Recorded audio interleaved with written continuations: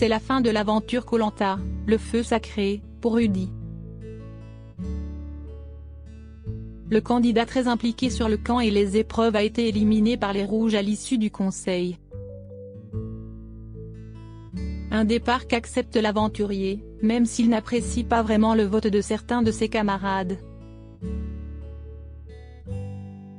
La confiance de Rudy envers ses camarades aura eu raison de lui.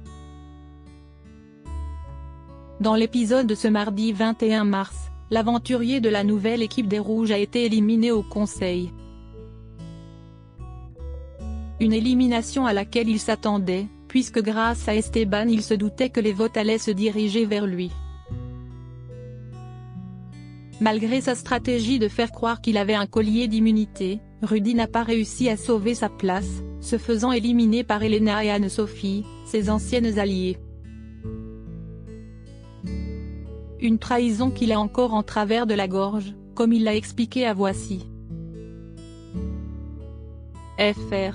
Voici.fr. À la fameuse construction du radeau, on peut dire que ça a été difficile d'avoir un terrain d'entente dans votre équipe.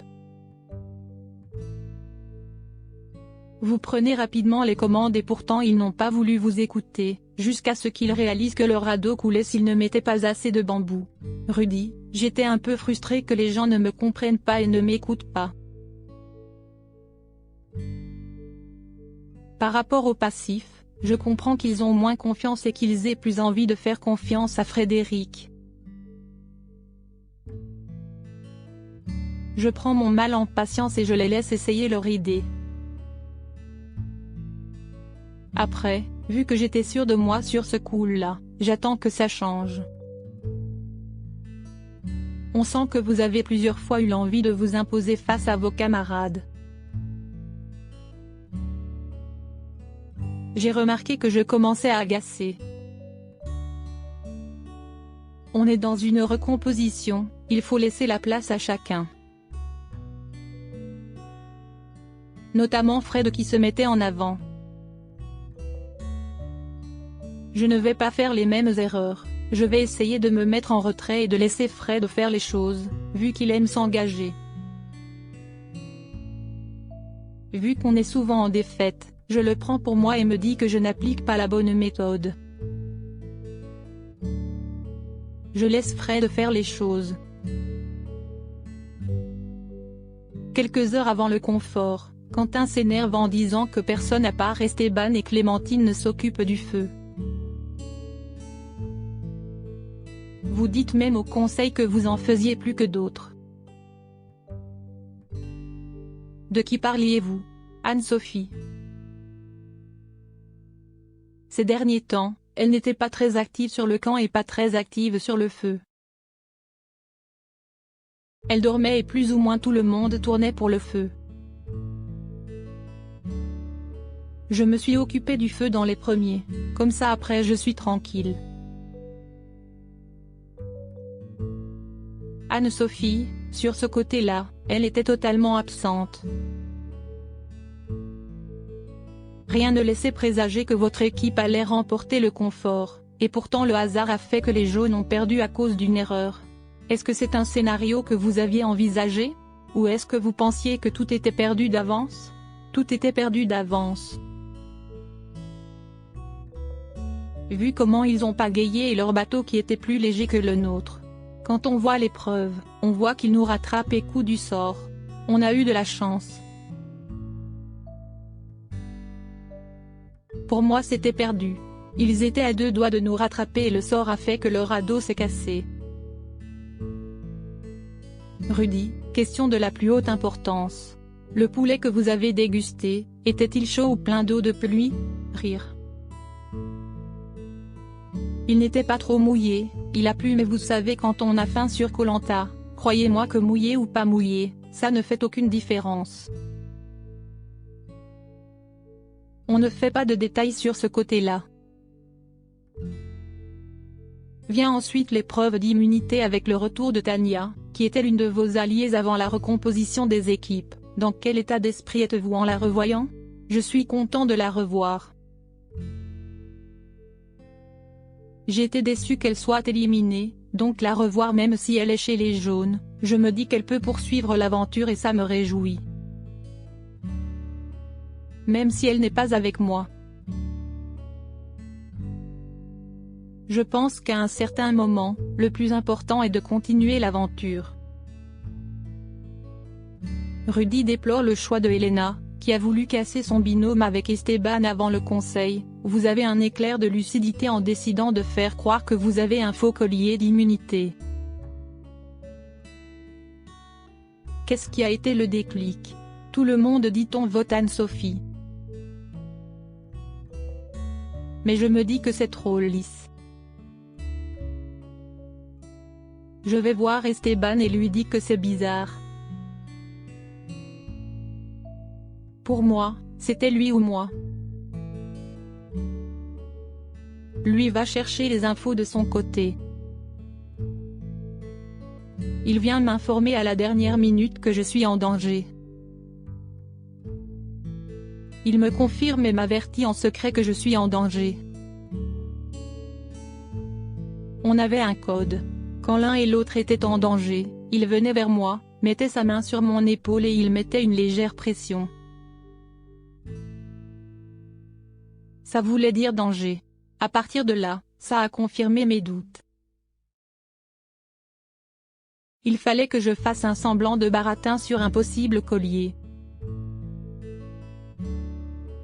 Ce qui n'a malheureusement pas marché.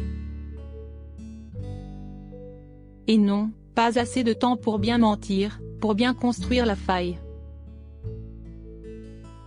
Anne-Sophie a choisi de voter au mérite, et Elena voulait casser votre binôme avec Esteban. Comment réagissez-vous face à leurs remarques? Mal. Pour Anne-Sophie, je ne suis totalement pas d'accord. C'est comme quand elle dit à Alexandre qu'il est moins méritant sur les épreuves de natation, sur le sport. Alexandre avait fait énormément de choses sur le camp. Mine de rien, je ne suis pas le plus déméritant sur le lancer et la natation.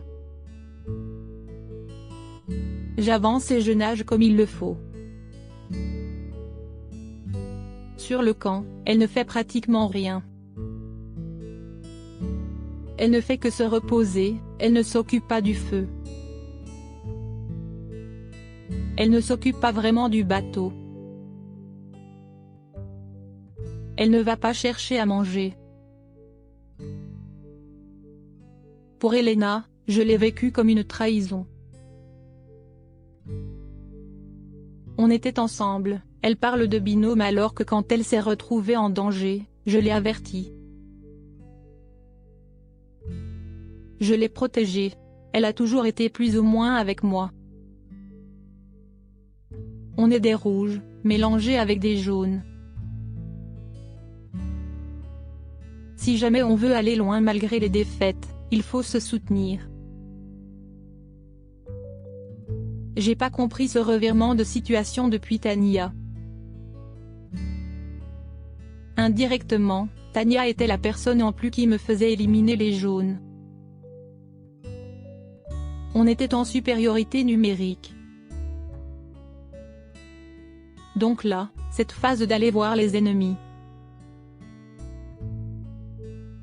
Que ce soit Anne-Sophie qui entreprend les premières actions et Elena suit. Pour le futur, c'est mal pensé. C'est une mauvaise stratégie. Laisser les jaunes en supériorité. Je ne pense pas que ça fasse bon ménage.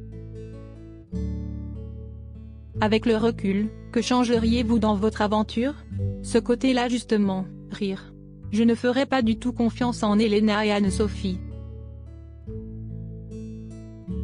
C'est vraiment dommage. Ou alors, j'expliquerai que malgré les défaites, il faut qu'on reste ensemble. Pour la réunification, si on veut aller plus loin, il faut qu'on reste ensemble malgré tout ce que les jaunes peuvent dire. On peut imaginer qu'il y a donc eu un manque de communication ou d'écoute. Je ne pense pas que ce soit un manque de communication. Je l'ai dit qu'il faut qu'on reste ensemble peu importe les circonstances. Eux, avec leur ambition de vouloir avancer au jour le jour, n'ont pas pensé à l'avenir. Qu'est-ce qui était le plus difficile dans ce Koh-Lanta? Je pense avoir été bien conditionné sur l'éloignement des proches. J'avais dit à mes filles pas de nouvelles, bonnes nouvelles, donc tant qu'elles n'entendent pas parler de moi c'est que je vais le plus loin possible. Sur l'alimentation, je pense avoir bien tenu. Je pense que le plus dur c'était les épreuves physiques et l'humain. Quand des gens de son équipe, on pense qu'ils sont avec nous. Elena qui me regarde et me dit je ne vote pas contre toi. Le fait d'éliminer quelqu'un, je n'ai pas de mal avec ça.